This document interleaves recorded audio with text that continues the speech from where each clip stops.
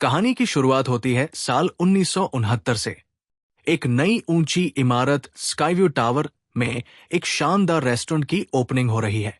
वहीं मौजूद है आइरिस कैंपबेल और उसका मंगेतर पॉल। माहौल बहुत ही खुशनुमा है। लोग नाच रहे हैं, म्यूजिक बज रहा है, हर कोई जश्न में डूबा हुआ है।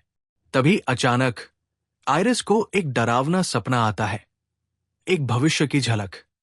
वो देखती है कि एक बड़ा झूमर शैंडलियर गिरता है, नीचे का कांच का फर्श टूटता है, लोग नीचे गिर जाते हैं, गैस पाइप फटती है, आग लगती है और फिर पूरे टावर में एक बड़ा ब्लास्ट होता है।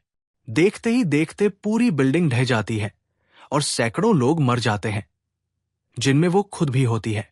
फिर उसकी आंख खुलती है। वो सब एक सपना था, एक चेतावनी। डरी हुई आइरिस सबको वहां से निकलने को कहती है। कुछ लोग उस पर भरोसा करके बाहर निकलते हैं और तभी सच में वही हादसा हो जाता है जो उसने सपने में देखा था। जो लोग आइरिस के साथ निकले वो बच जाते हैं, बाकी सब मारे जाते हैं। अब कहानी आती है वर्तमान में, आज के दौर में। हम मिलते हैं स्टेफनी रे से, एक कॉलेज स्टूडेंट जो बार बार वही सपना देख रही है। धीरे धीरे उसे पता चलता है कि उसका रिश्ता आइरिस से है। वो उसकी नानी है। जैसे ही वो अपनी फैमिली की हिस्ट्री जानना शुरू करती है, उसे एक खौफनाक सच्चाई का पता चलता है। जिन लोगों ने 1969 में मौत को चकमा दिया था, अब मौत उनके वंशजों को ढूंढ रही है। डेथ का डिजाइन अधूरा रह गया था और अब वो उसे पूरा कर रही है। स्टेफनी अपनी बीमार और बूढ़ी नानी आइरिस से मिलती है। आइरिस ने अपनी पूरी जिंदगी छिपते छिपते गुजारी है। उसने एक डायरी बनाई है जिसमें मौत के पैटर्न्स, संकेत और घटनाएं दर्ज हैं। वो स्टेफनी को बताती है, मैंने डेथ को धोखा दिया था, लेकिन मौत कभी भूलती नहीं। वो लौटती है और सब कुछ वापस लेती है। अब शुरू होती है असली दहशत। एक एक करके स्टेफनी के आसपास के लोग मरने लगते हैं। कोई जिम में वेट मशीन से दबकर, कोई किचन में गैस लीकेज से ब्लास्ट में, कोई सीढ़ियों से गिरकर। हर मौत एक प्लानिंग से होती है। सब कुछ इस तरह होता है जैसे मौत खुद एक इंटेलिजेंट प्लेयर हो।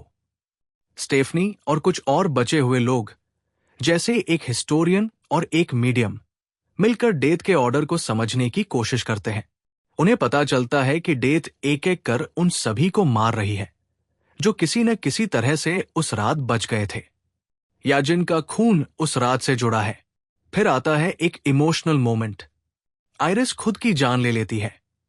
वो एक ऊंची टावर से गिरकर खुद को मारती है। वो ऐसा इसलिए करती है ताकि डेथ का डिजाइन बदले और स्टेफनी की जान बच सके। स्टेफनी ये देखकर टूट जाती है, लेकिन अब उसे समझ आ जाता है कि ये सिर्फ मौत से लड़ाई नहीं है, ये एक वॉर अगेंस्ट फेट है। क्लाइमेक्स में स्टेफनी और एक और सर्वाइवर एक प्लान बनाते हैं।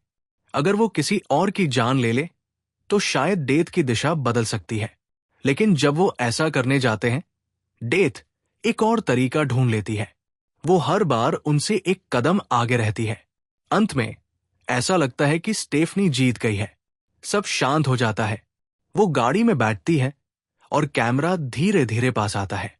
एक छोटा सा क्लू, जैसे एक ढीली वायर या शीशे में कोई परछाई, इशारा देती है। क्या सच में ये खत्म हुआ? और तभी एक आखिरी झटका, फिर ब्लैक स्क्रीन।